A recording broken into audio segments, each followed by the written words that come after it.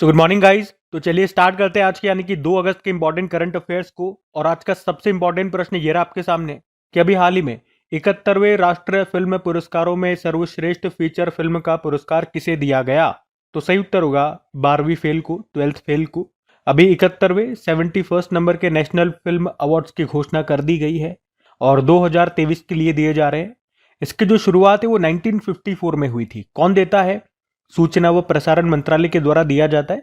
कौन प्रदान करते हैं? राष्ट्रपति जी प्रदान करते हैं। तो जो इंपॉर्टेंट है वो मैं आपको बता देता हूं। जैसे कि बेस्ट फीचर फिल्म का अवार्ड दिया गया 12th फेल मूवी को। आप सभी जानते हो उसके डायरेक्टर कौन है? विद्यु विनोद चोपड़ा। बेस्ट एक्टर का अवार्ड इस बार 2 जनों को मिला है। शाहरुख खान को उनकी मूवी जवान के लिए और विक्रम मैसी को 12th फेल मूवी के लिए। तो बेस्ट एक्टर 2 जने चुने गए, शाहरुख खान और विक्रम मैसी। और शाहरुख खान को जवान मूवी के लिए मिला। अरे जवान मूवी के डायरेक्टर कौन है? इटली। बाकी बेस्ट एक्ट्रेस का अवार्ड रानी मुखर्जी को मिला है उनकी movie Mrs Chatterjee versus Norway के लिए। इसकी डायरेक्टर है आशिमा छिब्बर। इसके अलावा हिंदी में बेस्ट फिल्म का अवार्ड दिया गया कट्ठल को, जिसके डायरेक्टर हैं यशोवर्धन मिश्रा। और बेस्ट डायरेक्टर का अवार्ड दिया गया सुदीप्तो सेन को द केरल स्टोरी के लिए।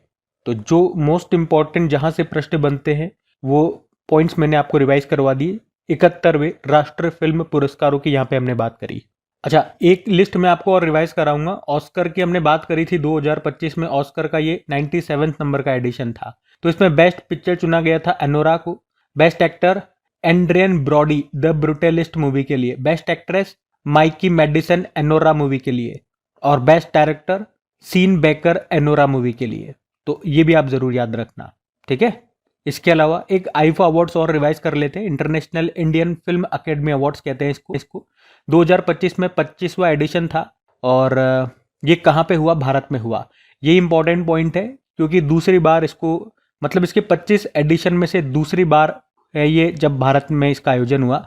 अभी ये जयपुर राजस्थान में हुआ। पहली बार ये भारत में 2019 में हुआ था, मुंबई में।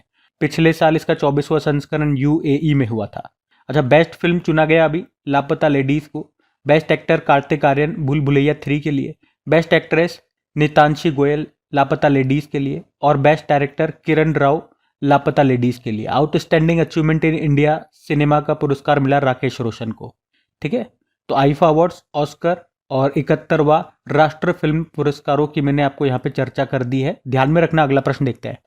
फिर अगले में पूछ रहे हैं, अभी हाल ही में ब्रिटेन के खगोल शास्त्री रॉयल पद पर नियुक्त होने वाली पहली महिला कौन बन गई है? इंपॉर्टेंट प्रश्न, मार्क करना है इसको भी। इसका सही उत्तर होगा मिशेल डोहर्टी। तो मिशेल डोहर्टी या कह दूं प्रोफेसर मिशेल डोहर्टी अभी 350 वर्षों में ब्रिटेन के खगोल शास्त्री रॉयल पद पर, यानी कि आप कह सकते हो एस्ट्रोनॉमर रॉयल पद पर नियुक्त होने वाली ये पहली महिला बन गई हैं। और काम क्या होता है इनका? तो ब्रिटेन के जो राजा महाराजा हैं उनको खगोल शास्त्र के बारे में सलाह देने का इनका काम होता है। इस पद की शुरुआत हुई थी 1675 में। अब तब से अब तक इस पद पर आने वाली कोई पहली महिला है। तो प्रश्न इंपॉर्टेंट है ना। मिशेल डोहर्टी इनका नाम है। और मिशेल डोहर्टी के बारे में एक पॉइंट मैं आपको और बता दूं कि नासा के कैसिनी मिशन पर उनके काम के लिए उनको जाना जाता है विश्व में, जिसके कारण शनि के चंद्रमा एनसेलॉड से जल वाष्प वाटर वेपर के जेट निकलने की खोज हुई थी इस कैसिनी मिशन में, जो कि नासा का है। और उसी में उनके काम के लिए इनको जाना जाता है, मिशेल डोहर्टी को। और अभी इनको यहाँ पे अपॉइंट किया गया है। अब आज के इस प्रश्न में मैं आपको क्या रिवाइज करवाने वाला हूँ। जो भी महिलाएं अभी कहीं ना कहीं अपॉइंट हुई हैं, महिलाओं से संबंधित नियुक्तियां मैं आपको रिवाइज कराऊंगा। देखो, राष्ट्र महिला आयोग की नई अध्यक्ष बनी थी विजया किशोर रहाटकर। एक ये पॉइंट भी याद रख लो, 50 अंतर्राष्ट्रीय गोल करने वाली पहली भारतीय महिला फुटबॉलर बनी थी बाला देवी। भारतीय वायुसेना की जगुआर स्क्वाड्रन की पहली महिला पायलट बनी Tanushka Singh. International Olympic committee की पहली महिला अध्यक्ष बनी क्रिस्टी कॉवेंट्री, जिम्बाब्वे से हैं इस पद पर आने वाली पहली महिला है। वर्ल्ड ट्रेड ऑर्गेनाइजेशन की पहली महिला हेड नागोजी उंकाजा इवेला, नाइजीरिया से। पहली महिला विधि सचिव लॉ सेक्रेटरी बनी थी Anju Rathi Rana. CSIR council of scientific and industrial research की पहली महिला चीफ बनी नल्ला थम्बी कलाई सेल्वी। दिल्ली की चौथी महिला मुख्यमंत्री रेखा गुप्ता बनी। नामीबिया देश की पहली महिला राष्ट्रपति नट्टेम्बो नंदी नदेतवा बनी। राष्ट्रमंडल राष्ट्रों का महासचिव कॉमनवेल्थ नेशन की सेक्रेटरी जनरल बनी अभी शर्ली बॉचवे, घाना देश से हैं, पहली अफ्रीकी महिला इस पद पर आने वाली। विश्व बैडमिंटन महासंघ की अध्यक्ष खुनियिंग पटामा बनी है, थाईलैंड से हैं, दूसरी महिला इस पद पर आने वाली। और भारतीय नौसेना की पहली महिला फ्लाइंग इंस्ट्रक्टर बनी थी दिव्या शर्मा। इनके अलावा कुछ और प्रश्न है, जैसे कि अभी 80वें संयुक्त राष्ट्र महासभा सत्र का अध्यक्ष बनाया गया एनालेना बैक को जर्मनी से हैं। वर्ल्ड टूरिज्म ऑर्गेनाइजेशन की पहली महिला सेक्रेटरी जनरल बनी शेख नासिर अल नवीसी यूएई से। और यूके की विदेशी जासूसी एजेंसी है MI6, उसकी पहली महिला हेड बनी थी ब्लेज मैट्रेवेले। भारतीय नौसेना की पहली महिला फाइटर पायलट बनी आस्था पुनिया। सूरीनाम की पहली महिला राष्ट्रपति जेनिफर सिमन्स बनी। हिंदुस्तान यूनिलीवर लिमिटेड की पहली महिला MD CEO प्रिया नायर। और RPF की पहली महिला प्रमुख सोनाली मिश्रा बनी थी। ठीक है, तो ये सभी महिलाओं से संबंधित बिल्कुल लेटेस्ट अपॉइंटमेंट्स मैंने आपको रिवाइज कराए 2025 के। फिर अगले में पूछ रहे हैं, हाल ही में किस देश ने जैव विविधता संरक्षण के लिए असम की हरगिला सेना के संरक्षण मॉडल को अपनाया है? तो आंसर होगा कंबोडिया। तो अभी कंबोडिया के जैव विविधता के लिए असम के हरगिला सेना के संरक्षण मॉडल को अपनाया है। ये मॉडल हरगिला पक्षी के संरक्षण के लिए पूर्णिमा देवी बर्मन ने शुरू किया था, जिसे अब कंबोडिया ने टोनले सेप बायोस्फीयर रिजर्व में आर्द्र भूमि और सारस की आबादी की रक्षा के लिए उपयोग में लिया जाएगा। और कंबोडिया में ये जो टोनले नाम से एक झील भी है यहीं पर, जो कि साउथ ईस्ट एशिया की सबसे बड़ी मीठे पानी की झील है, ये पॉइंट भी ध्यान रखना। बाकी पूर्णिमा देवी बर्मन की हमने बात करी है, याद रखना 2-3 पॉइंट आपको बता दूं इनसे। एक तो पिछले साल 2024 में और उससे पहले 2017 में इनको व्हीटली गोल्ड अवार्ड मिल चुका है, जिसे ग्रीन ऑस्कर भी कहते हैं। और इसी साल टाइम मैगजीन की वुमेन्स ऑफ द ईयर 2025 की सूची में उनको भी शामिल किया गया था। और इससे पहले 2017 में नारी शक्ति पुरस्कार भी इनको मिल चुका है। हरगिला पक्षी, इसको ग्रेटर एडजुटेंट स्ट्रोक पक्षी भी कहा जाता है, इसका ये नाम भी याद रखना। बाकी बात यहाँ पे कंबोडिया की हो रही है, तो ये रहा मैप में कंबोडिया। कैपिटल नॉमफेन होती है, करेंसी है कंबोडियन रियल, प्रधानमंत्री हुन सेन हो गए। अंकोर वाट का मंदिर है यहाँ पे, जो कि भगवान विष्णु को समर्पित है। और भारत और कंबोडिया के बीच में 2024 में पहली बार एक टेबल टॉप एक्सरसाइज हुआ था। उस एक्सरसाइज का नाम है सिनबैक्स। कहाँ पर हुआ था? पुणे में हुआ था, पुणे महाराष्ट्र में। ये पॉइंट भी ध्यान में रखना। ठीक है, अगला प्रश्न देखते हैं। फिर अगले में पूछ रहे हैं, हाल ही में भारत का पहला मेक इन इंडिया 1 मेगावाट हरित यानी कि ग्रीन हाइड्रोजन प्लांट ये कहाँ पर शुरू हुआ है? तो आंसर होगा गुजरात में। तो अभी गुजरात के कांडला में जो दीनदयाल बंदरगाह है, दीनदयाल पोर्ट है, वहीं पे अभी भारत का पहला मेक इन इंडिया यानी कि स्वदेशी 1 मेगावाट का ग्रीन हाइड्रोजन प्लांट अभी शुरू हुआ है। और ये देश का पहला ऐसा प्लांट भी है जो किसी बंदरगाह परिसर में पोर्ट कैंपस में तैयार किया गया है। वैसे इसकी क्षमता कहा जा रहा है कि भविष्य में 10 मेगावाट तक बढ़ाई जाएगी। अभी इसका उद्घाटन किया हमारे जो शिपिंग मंत्री है सर्बानंदा सोनोवाल ने। और इस प्लांट का लक्ष्य रखा है हर साल 140 मैट्रिक टन हाइड्रोजन उत्पादन करना। ठीक है, तो याद रखना ये भारत का पहला मेक इन इंडिया स्वदेशी 1 मेगावाट का ग्रीन हाइड्रोजन प्लांट है, जो कहां पर शुरू हुआ? गुजरात के कांडला में जो दीनदयाल पोर्ट है वहां पे। अभी हाइड्रोजन से ही संबंधित मैं कुछ और प्रश्न आपको रिवाइज करा रहा हूं, आप ध्यान से सुनना।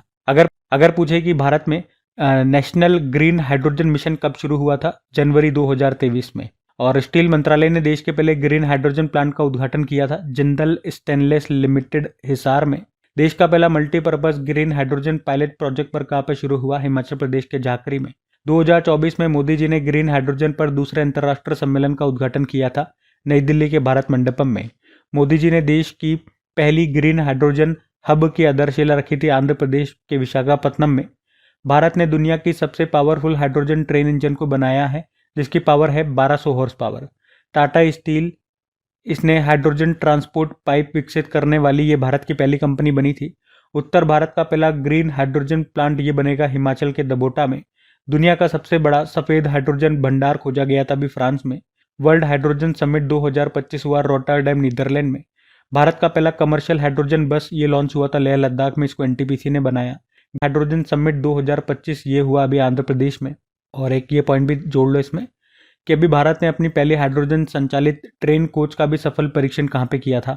चेन्नई में किया था। इंटीग्रल कोच फैक्ट्री इसको बना रहा है। ठीक है, तो ये सारे पॉइंट्स ध्यान रखना। हाइड्रोजन से हाइड्रोजन की खोज किसने की थी ये बताओ। और हाइड्रोजन के जो 3 आइसोटॉप्स होते हैं समस्थानिक, वो कौन कौन से होते हैं? ये हमेशा मैं आपको बताता हूँ, आज मैं आपसे पूछ रहा हूँ, बताइए। हम अगला प्रश्न देखते हैं। फिर अगले में पूछ रहे हैं, अभी हाल ही में SRY जीन टेस्ट किसने लॉन्च किया? तो आंसर होगा वर्ल्ड एथलेटिक्स ने। तो अभी वर्ल्ड एथलेटिक्स ने SRY जीन टेस्ट को अभी लॉन्च किया, लागू किया, शुरू किया है। ये महिला खिलाड़ियों के लिए है मुख्य रूप से। मतलब एक तरह से आप कह सकते हो कि ये एक तरह का जेंडर टेस्ट है। उद्देश्य क्या है? जेंडर चेंज करके महिला बनकर कंपटीशन में उतरने वाले खिलाड़ियों को रोकना ही इसका मुख्य उद्देश्य है। ये जो नियम है 1 सितंबर 2025 से लागू होगा, याद रखना। और आपको बता दूं अभी सितंबर में ही वर्ल्ड एथलेटिक्स चैंपियनशिप 2025 भी शुरू हो रही है। कहाँ पे? टोक्यो, जापान में। मतलब बहुत से जो पुरुष खिलाड़ी होते हैं वो अपना जेंडर चेंज करा लेते हैं, महिला में कन्वर्ट हो जाते हैं और फिर वो वुमेन कैटेगरी में खेलते हैं। तो ये खेल भावना से गलत है। तो इसी चीज को रोकने के लिए अभी वर्ल्ड एथलेटिक्स लेकर के आई है SRY जीन टेस्ट। जो भी ऐसे करते हैं अब वो पकड़े जाएंगे। केवल जो बायोलॉजिकल रूप से यानी कि शुरुआत से ही जो महिला है, महिला के रूप में जिन्होंने जन्म लिया है, वो खिलाड़ी ही केवल वुमेन कैटेगरी में खेलेगी। SRY जीन का मतलब क्या हो गया? फुल फॉर्म भी मैं आपको बता दूं, sex determining reason Y gene. मतलब इस टेस्ट को करने से ये पता लगेगा कि खिलाड़ी के शरीर में वाई क्रोमोसोम है या नहीं। अगर है तो वो वुमेन्स कैटेगरी में नहीं खेल सकती है। बाकी वर्ल्ड एथलेटिक्स की बात करें, इसकी स्थापना होती है 1912 में, जुलाई 1912, हेडक्वार्टर मोनाको, प्रेसिडेंट है सेबेस्टियन कोए। और वर्ल्ड एथलेटिक्स डे कब होता है? याद रखना 7 मई को होता है। फिर अगले में पूछ रहे, हाल ही में किस देश में स्थित क्लूचेवस्कोय ज्वालामुखी में अभी विस्फोट हुआ है? तो आंसर होगा रशिया। एक्चुअली में अभी 30 जुलाई को ही रशिया के कामचटका प्रायद्वीप में 8.8 तीव्रता का भयंकर भूकंप आया था, अर्थक्वेक आया, जिसके कारण आसपास के कई देशों में सुनामी की अलर्ट भी जारी कर दिया गया। और इस भूकंप के कारण ही अभी कामचटका प्रायद्वीप में स्थित क्लूचेवस्काय ज्वालामुखी में विस्फोट भी देखने को मिला। आपको बता दूं, ये जो ज्वालामुखी है, ये जो वॉल्केनो है, ये एशिया यूरोप का सबसे ऊंचा सक्रिय ज्वालामुखी है, एक्टिव वॉल्केनो। ये प्रशांत महासागर में रिंग ऑफ फायर पर स्थित है। और आपको पता है, कई बार बता चुका हूं, ये जो रिंग ऑफ फायर है, इस पे स्थित जितने भी देश हैं, जितनी भी जगह है, वहां पे नेचुरल डिजास्टर आते रहते हैं, भूकंप का होना, ज्वालामुखी फटना, अर्थक्वेक वगैरह, सुनामी आना। क्योंकि यहाँ पे क्या होता है, जो टेक्टोनिक प्लेट्स होती है आपस में मिलती है, जब भी उनमें हलचल होती है तो ये चीजें होती है।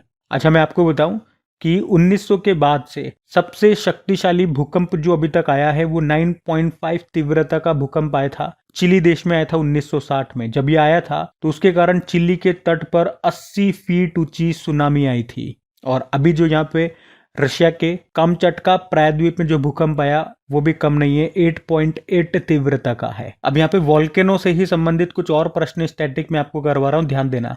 अगर पूछे कि वो कौन सा महाद्वीप है जहां पे एक भी ज्वालामुखी नहीं है? ऑस्ट्रेलिया। भूमध्य सागर का प्रकाश स्तंभ किसे कहते हैं? स्ट्राम्बोली ज्वालामुखी को। ये कहां पर है? इटली में है, लिपारी द्वीप पर। इटली में ही एटना ज्वालामुखी आपको मिलेगा, सिसिली द्वीप पर है, और विशुवियस ज्वालामुखी भी यहीं पर है। भारत में एकमात्र सक्रिय ज्वालामुखी बैरन द्वीप पर बैरन ज्वालामुखी जो आपको मिलेगा अंडमान निकोबार में। किलायू ज्वालामुखी, मोनालोआ ज्वालामुखी अमेरिका में है, हवाई द्वीप पर। Mount Ibu, mount Semeru, Lewotobi, Laki Laki ज्वालामुखी, क्राकातोआ, माउंट मेरापी और माउंट सिनाबुंग, ये सब ज्वालामुखी आपको इंडोनेशिया में मिलेंगे, अक्सर न्यूज में रहते हैं ये। अच्छा, ज्वालामुखी में सबसे ज्यादा कौन सी गैस निकलती? जलवाष्प, वाटर वेपर।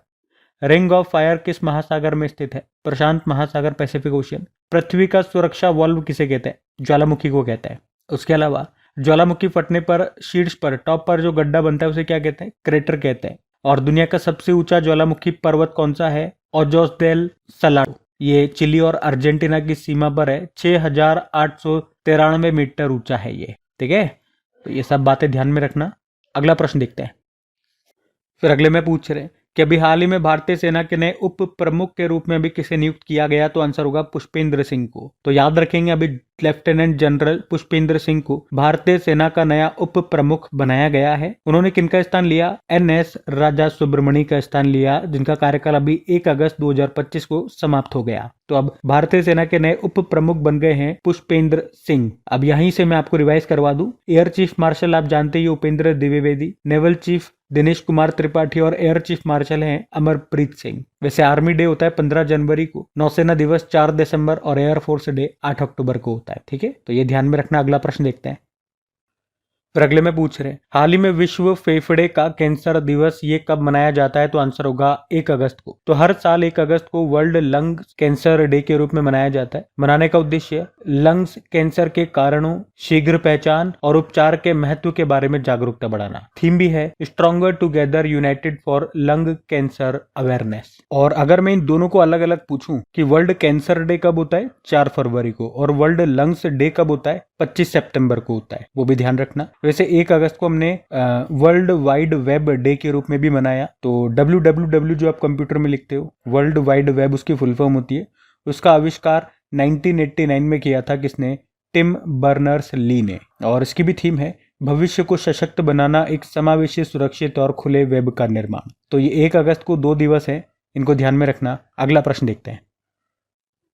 फिर अगले में पूछ रहे हैं, हाल ही में सेतु बंद विद्वान योजना किसने शुरू की है? तो आंसर होगा शिक्षा मंत्रालय ने। शिक्षा मंत्री कौन है हमारा? धर्मेंद्र प्रधान। तो अभी शिक्षा मंत्रालय ने ही सेतु बंद विद्वान योजना को शुरू किया है। तो इस योजना को केंद्रीय संस्कृत विश्वविद्यालय के साथ मिलकर के शुरू किया गया, जो नई दिल्ली में है। उद्देश्य क्या है? गुरुकुल से पढ़े हुए छात्रों को फॉर्मल डिग्री और IIT जैसे इंस्टीट्यूशन में रिसर्च करने का अवसर दिया जाएगा। इसमें रिसर्च के लिए उन्हें आर्थिक सहायता भी दी जाएगी। और इस स्कीम को लाने का मुख्य उद्देश्य है भारत की ट्रेडिशनल एजुकेशन सिस्टम को आगे बढ़ाना और गुरुकुल के विद्यार्थियों को फॉर्मल हायर एजुकेशन प्रदान करना। अच्छा, आज मैं आपको यहाँ से शिक्षा मंत्रालय ने, या यूं कहूँ कि शिक्षा मंत्रालय जिन भी कारण से अभी न्यूज में था, वो आपको पॉइंट रिवाइज करवाता हूँ। एक तो याद रखना, नो डिटेंशन पॉलिसी को शिक्षा मंत्रालय ने खत्म कर दिया था। तो अब 5वीं और 8वीं कक्षा के एग्जाम में फेल होने वाले स्टूडेंट्स को आगे प्रमोट नहीं किया जाएगा। काशी तमिल संगम 3.0 इसको अभी वाराणसी में शुरू किया था हमारे शिक्षा मंत्री धर्मेंद्र प्रधान ने। आयोजन शिक्षा मंत्रालय ने ही किया। सिक्किम के अभी प्रधानमंत्री Shri government senior secondary school को राष्ट्रीय ग्रीन स्कूल अवार्ड से सम्मानित किया गया। प्रधानमंत्री युवा 3.0 इसको शुरू किया शिक्षा मंत्रालय ने।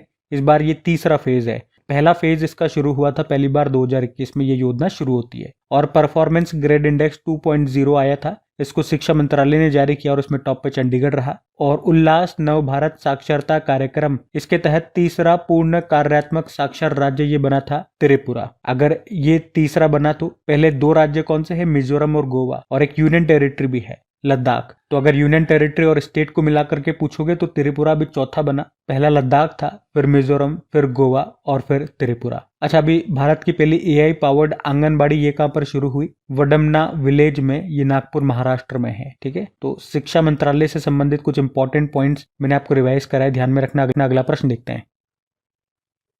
फिर अगले में पूछ रहे हैं, हाल ही में विक्रम साराभाई अंतरिक्ष केंद्र के नए निर्देशक के रूप में अभी किसे नियुक्त किया गया? तो आंसर होगा डॉक्टर A राजराजन को। तो तिरुवनंतपुरम स्थित विक्रम साराभाई अंतरिक्ष केंद्र के नए निदेशक के रूप में अभी डॉक्टर A राजराजन को नियुक्त किया गया है। वे किनका स्थान लेंगे? डॉक्टर S उन्नीकृष्णन नायर का स्थान लेंगे। आपको बता दूं, इससे पहले डॉक्टर A राजराजन ये श्रीहरिकोटा में जो सतीश धवन अंतरिक्ष केंद्र है वहां पर निदेशक थे। और अब ये विक्रम साराभाई स्पेस स्टेशन के अंतरिक्ष केंद्र के नए निर्देशक बन गए हैं। बाकी विक्रम साराभाई अंतरिक्ष केंद्र की बात करें, स्थापना होती है नवंबर 1963 में। ये आपको केरल की कैपिटल तिरुवनंतपुरम में मिल जाएगा। और इसका नाम father of Indian space program के नाम से मशहूर डॉक्टर विक्रम साराभाई के नाम पे रखा गया है। ठीक है, तो ये भी ध्यान में रखना। बाकी ये थी आज की हमारी करंट अफेयर्स की क्लास। कमेंट करके जरूर बताना सेशन आपको कैसा लगा। अच्छा लगा तो प्लीज वीडियोस को सपोर्ट जरूर करना अपने दोस्तों के साथ में स्टडी ग्रुप में शेयर करके। वीडियो को अभी तक आपने लाइक नहीं किया तो लाइक जरूर करना। और डेली देखो, इसकी प्रैक्टिस के लिए क्विज बना करके अपलोड कर देता हूँ आपकी क्रिक एग्जाम एप्लीकेशन पे। तो आप जाइए, जाकर के क्वेश्चन की प्रैक्टिस कीजिए ताकि एग्जाम टाइम में ये क्वेश्चन आप भूलो नहीं। इसीलिए आपकी क्विज बनाई जाती है और उसे लगाना जरूरी है। फ्री ऑफ कॉस्ट है। बाकी PDF आपको टेलीग्राम पे मिली जाती है। टेलीग्राम और एप्लीकेशन दोनों का लिंक डिस्क्रिप्शन बॉक्स में है। बाकी एप्लीकेशन को तो आप गूगल प्ले स्टोर से भी इंस्टॉल कर सकते हैं। बाकी चलो अभी कल के करंट अफेयर्स का हम क्विक रिवीजन कर लेते हैं और फिर हम सेशन एंड करेंगे। तो कल पहला प्रश्न पूछा था, अभी डॉक्टर BC रॉय ट्रॉफी को किसने जीता? मणिपुर। भारतीय सेना के द्वारा दिव्य दृष्टि अभ्यास का आयोजन कहाँ पे हुआ? सिक्किम। और भारत की पहली प्राइवेट AI यूनिवर्सिटी कहाँ पर लॉन्च की गई? उत्तर प्रदेश। फिर एक बुक के बारे में हमने पढ़ा, policing and crime trends in India. इसको लिखा है दिनेश कुमार गुप्ता ने। फिर पूछा, किस राज्य ने MS स्वामीनाथन की जयंती को सतत कृषि दिवस के रूप में मनाने की घोषणा की? 7 अगस्त को। महाराष्ट्र। और बाघ घनत्व के मामले में दुनिया में पहले स्थान पर कौन है बांदीपुर टाइगर रिजर्व जो आपको मिलेगा कर्नाटक में। और किस देश के यंताई पेंगलाई अंतरराष्ट्रीय हवाई अड्डे को वर्ष 2025 का प्रिक्स वर्सेल पुरस्कार मिला है, तो आंसर होगा चाइना। फिर हमने पूछा था विश्व मानव तस्करी विरोध दिवस मनाया गया 30 जुलाई को। किस देश ने 16 साल से कम उम्र के बच्चों को हानिकारक ऑनलाइन सामग्री से बचाने के लिए यूट्यूब पर भी बैन लगा दिया, ऑस्ट्रेलिया। और आखिरी प्रश्न था कि मेघनाथ देसाई का निधन हो गया, वे क्या थे, अर्थशास्त्री और लेखक थे। बाकी चलो अभी कल के करंट अफेयर्स का भी क्विक रिवीजन कर लेते हैं और सेशन एंड करते हैं। तो कल आपसे पूछा था pension fund regulatory and development authority of India, इसके अभी नए अध्यक्ष कौन बने, तो आंसर होगा शिव सुब्रमण्यम रमन। आप सभी ने प्रश्न का बिल्कुल सही उत्तर दिया। अब ये रहा आज का आपका होमवर्क प्रश्न।